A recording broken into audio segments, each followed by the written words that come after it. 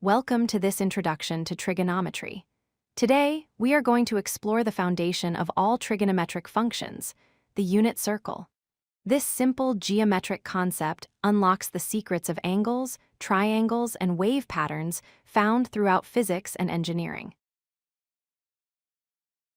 So, what exactly is a unit circle? It is defined simply as a circle centered at the origin, 0, 0, of a coordinate plane with a radius of exactly 1. This radius of 1 is what makes it a unit circle and simplifies all the calculations we do with it. Because this shape is built on a coordinate plane, we can describe it with an equation. If we take any point on the circle edge, the horizontal distance is x, and the vertical distance is y. Using the Pythagorean theorem with our radius of 1, we get the fundamental equation. X squared plus y squared equals 1. Here is the most important connection. For any angle theta formed with the positive x-axis, the coordinates of the point on the circle give us the cosine and sine values directly. The x-coordinate represents the cosine of the angle, and the y-coordinate represents the sine of the angle. An easy way to remember this is that x comes before y in the alphabet, just like cosine comes before sine in standard ordering. In advanced mathematics, we often switch from measuring angles in degrees to radians. While a full circle is 360 degrees, it is also 2 pi radians. This means that 180 degrees is exactly equal to pi radians. You will see radians used frequently in calculus. The coordinate plane is divided into 4 sections called quadrants. Because the x and y values change from positive to negative depending on where you are, the values of sine and cosine change too. In quadrant 1, both are positive.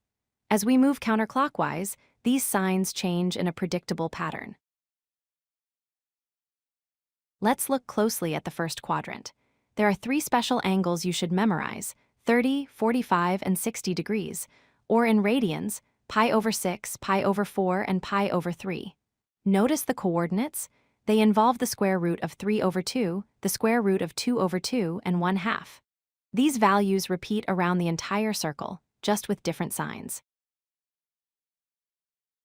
Moving into quadrant 2, we mirror the first quadrant across the y-axis. Here, our x values become negative, but our y values stay positive. So, for an angle like 120 degrees, the coordinates are negative 1/2 and positive square root of 3 over 2.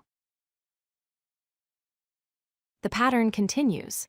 In quadrant 3, both x and y are negative. In quadrant 4, x returns to positive, but y remains negative. By knowing just the first quadrant, you can figure out the values for any other angle by just adjusting the positive or negative signs. Finally, we have the angles that land directly on the axes, called quadrantal angles. At 0 degrees, we are at the point 1, 0. At 90 degrees or pi over 2, we are at 0, 1.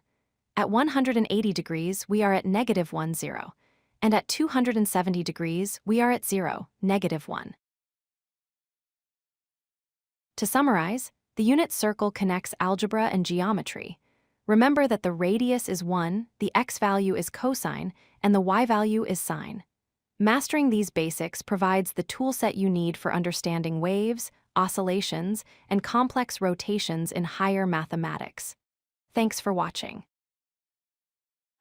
If you like this video, hit that like button and don't forget to subscribe.